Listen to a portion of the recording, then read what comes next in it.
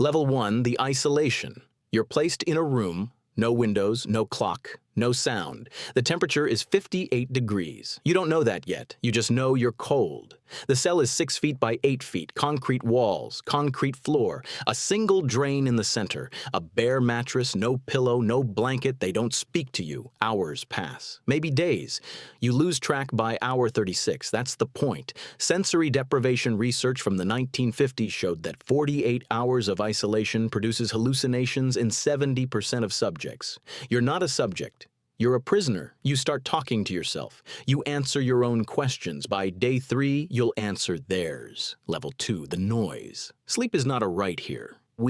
It's a tool. A recording plays at 102 decibels through speakers mounted 18 inches from your head. Metallica, Barney the Dinosaur, the Meow Mix jingle on a loop for 19 hours straight. These are documented playlists from Guantanamo Bay. Real ones, used on real people. Sleep deprivation past 72 hours causes cognitive collapse. Decision-making breaks down. Emotional regulation disappears. By hour 96, you'll confess to things you didn't do. That's not theory. That's the record. Military interrogators call it futility, making you feel that resistance is pointless, that your mind is already surrendering whether you want it to or not. You're exhausted. You're not thinking clearly. That's exactly where they need you. Level 3, the position, they make you stand, arms out facing the wall. Stress positions have been used for centuries. The Spanish Inquisition called it the strapado. The CIA called it enhanced interrogation. Your body doesn't care what you call it. After 2 hours, your arms shake. After 4 hours, your shoulders burn. After 8 hours, the pain is constant. You shift slightly. A guard enters. You go back to position. The muscles break down. Lactic acid floods the tissue.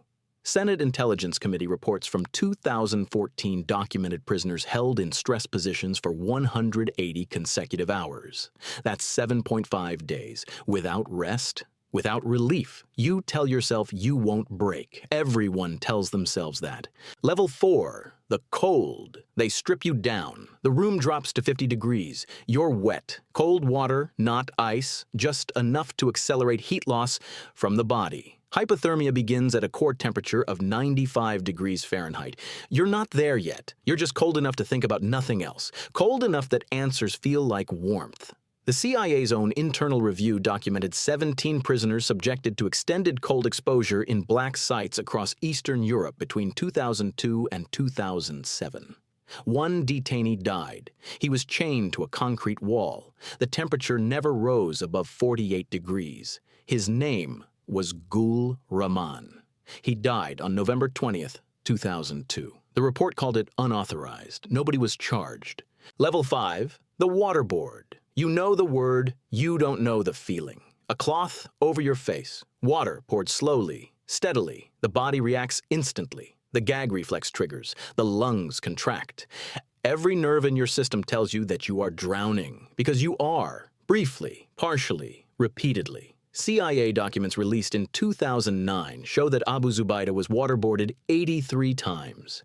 Khalid Sheikh Mohammed was waterboarded 183 times in a single month. The average session lasted 40 seconds. Multiple sessions ran per day. Experienced interrogators stated that after session 30, information quality collapsed entirely. By session 183, you're not gathering intelligence. You're punishing someone. The line between those two things is where the real argument lives. Level 6, the good cop. Then someone kind walks in. This is calculated. The Reid Technique, developed in 1955, is used by law enforcement agencies in 109 countries. It begins with behavioral analysis, watching you, noting your eye contact, your foot movement, your breathing rate. Then comes the accusation. Direct, confident, completely unwavering. You did this. Then the minimization, offering you a version of events that makes it understandable. Anyone would have done it. It was a mistake. Just explain it. You want to explain it.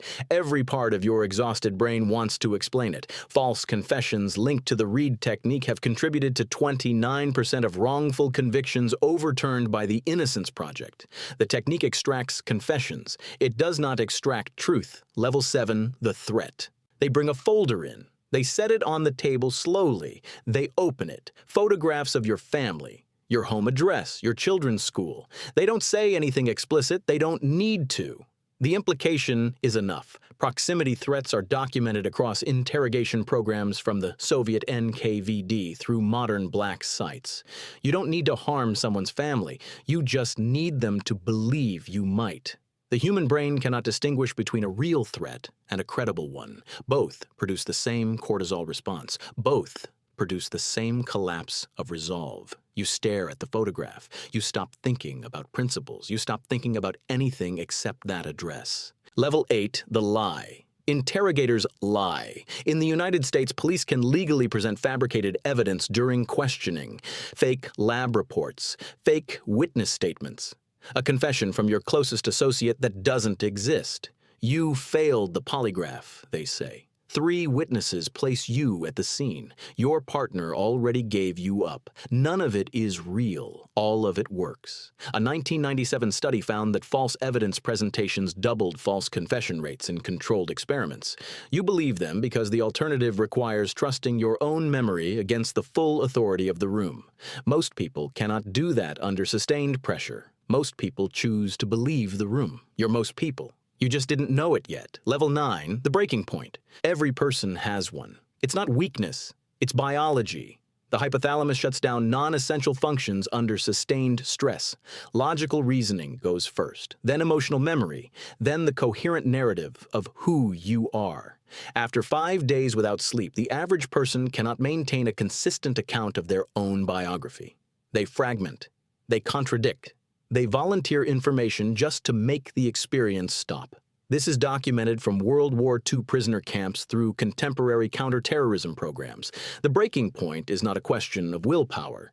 It's a question of how long willpower can override neurological collapse. The answer is always the same: not long enough. You break. Everyone breaks. The only variable is when.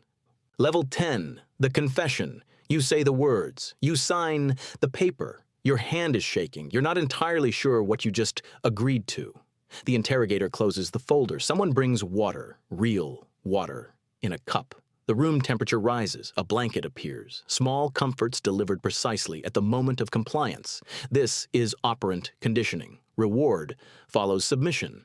The brain encodes that pattern immediately. Later, in court, you try to recant. You explain the conditions, what happened in that room. The jury sees the signed document. The jury hears you say it was voluntary. 40% of documented false confessions come from subjects who spent more than 12 hours in a single interrogation session. The average jury does not know that number. Level 11, the paper trail. Some of these methods are technically illegal now. The 2005 Detainee Treatment Act prohibited cruel, inhumane, and degrading treatment of prisoners in U.S. custody. A 2009 executive order limited CIA interrogation to techniques listed in the Army Field Manual. On paper, the waterboard is banned. On paper, stress positions are prohibited. The Senate Intelligence Committee's 2014 report ran 6,700 pages. Only 525 were declassified. What's in the remaining 6,175 pages is not something you get to know. Former CIA directors testified the program produced actionable intelligence. Former interrogators testified it produced noise.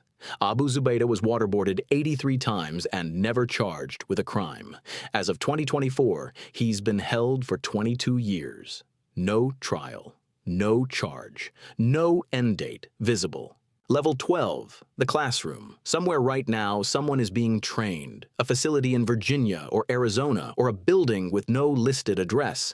They're learning the techniques, the architecture of pressure, the science of compliance. They believe they'll only use it on the right people. They believe they'll know the difference. They're 24 years old, clean record.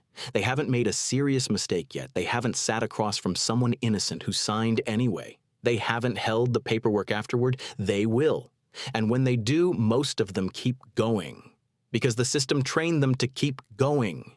And the next week, someone new takes their seat in that classroom. No idea what they're walking into.